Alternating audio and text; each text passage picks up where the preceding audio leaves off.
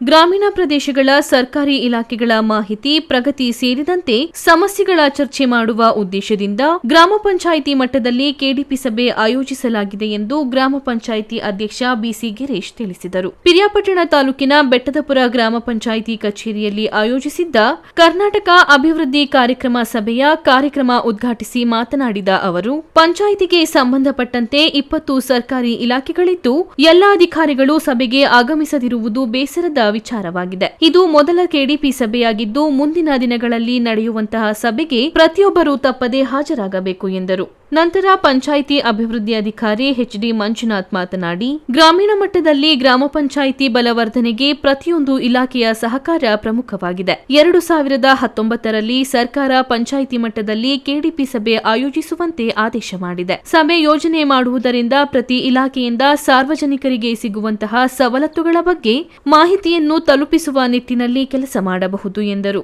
ಸಭೆಯಲ್ಲಿ ಕೃಷಿ, ಶಿಕ್ಷಣ, ಆರೋಗ್ಯ ಸೇರಿದಂತೆ ವಿವಿಧ ಇಲಾಖೆಯ ಸ್ಥಳೀಯ ಸಮಸ್ಯೆಗಳ ಕುರಿತು ಚರ್ಚೆ ನಡೆಸಲಾಯಿತು.